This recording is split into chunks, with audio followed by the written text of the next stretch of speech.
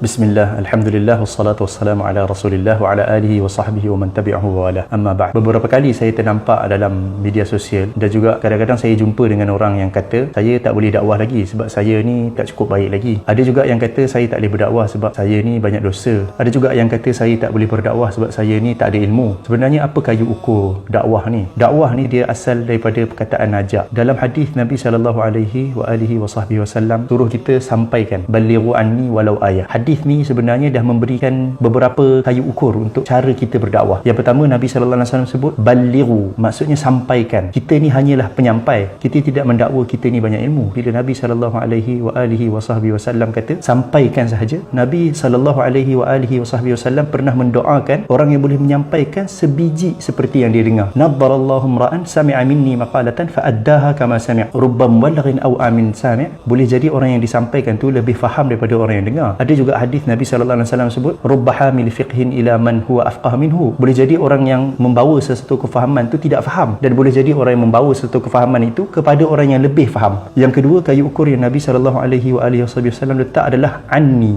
balighu anni, sampaikanlah dariku. Pastikan benda yang kita sampaikan tu adalah daripada sumbernya yang sebenar, walau ayah. Dan yang ketiga, janganlah kita menambah apa yang kita dengar daripada kefahaman kita yang mungkin kita tak berapa faham. Jadilah seorang penyampai yang baik. Saya terfikir, kalaulah ada orang tu kata saya tak boleh bersedekah sebab saya ni tak ikhlas, ataupun saya tak boleh bersedekah disebabkan saya ni tak cukup harta lagi, ataupun saya tak boleh bersedekah sebab takut saya akan mengungkit di kemudian hari. Kalaulah semua orang berfikir seperti itu, nescaya di dunia ni tak ada orang dah yang akan bersedekah. Sama juga kalau kita kata kita tak nak bertaubat disebabkan kita kata kita akan buat dosa lagi. Kalau begitu, nescaya tak ada orang yang akan bertaubat. Yang selalu menyebutkan perkataan-perkataan ini sebenarnya dia telah tertipu dengan dua perkara. Yang pertama, dia tertipu dengan mengatakan bahawa ilmu itu boleh habis, sedangkan Allah SWT menyebutkan bahawa wa fawqa kulli dhi ilmin alim. Di setiap orang yang berilmu itu akan ada Allah yang maha berilmu, Allah yang lebih berilmu daripada semua sekali. Dan juga ilmu itu tidak akan habis. Wala yuhituna bi ilmihi illa bima sya'. Tidak ada orang yang boleh menyempurnakan ilmu Allah ni kecuali yang Allah kehendaki sahaja. Dan yang kedua, dia telah tertipu dengan mengatakan bahawa dia boleh menjadi sempurna, sedangkan manusia ni memang tidak diciptakan sebagai seorang yang sempurna. Manusia ini diciptakan saling melengkapi. Kalau kita menyampaikan kepada orang lain, sebenarnya kita yang pertama yang mendapat manfaat daripada perkara itu. Kerana boleh jadi apabila kita sampaikan kepada seseorang, rupa-rupanya maklumat yang kita dapat itu tidak cukup, orang yang disampaikan tu menambahkan maklumat kepada kita. Itulah faedah yang terbaik yang kita boleh dapat apabila kita menyampaikan. Dalam masa yang sama, orang akan menambahkan maklumat kepada kita. Dalam masa yang sama, kita akan memperbetulkan diri kita kerana kita akan merasa bertanggungjawab dengan apa yang kita kata. Kalaulah saya ini menyampaikan kemudian saya tidak mengamalkan siapa yang saya bawa, bukankah benda itu bahaya? Allah SWT ingatkan dalam Al-Quran, dalam surah As-Saff, kabura maqtan 'indallahi an taqulu ma la taf'alun. Sebesar-besar kemurkaan Allah apabila kamu bercakap apa yang kamu tidak.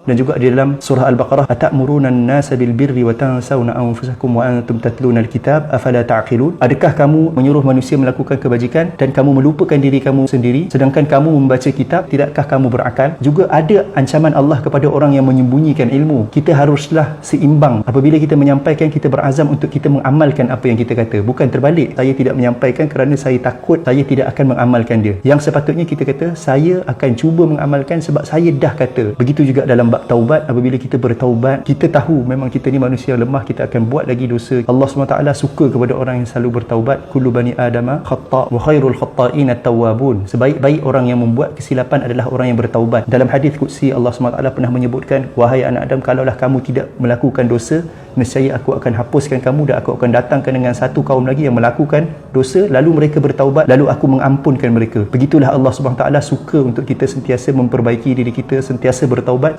Sama-samalah kita menyebarkan kebaikan, sampaikan apa yang kita tahu walaupun perkara itu sedikit. Balighu, sampaikan. Anni, pastikan sumbernya. Walau ayah, jangan menambah-nambah. Kalau kita tahu satu, sampaikan satu. Wallahu a'lam.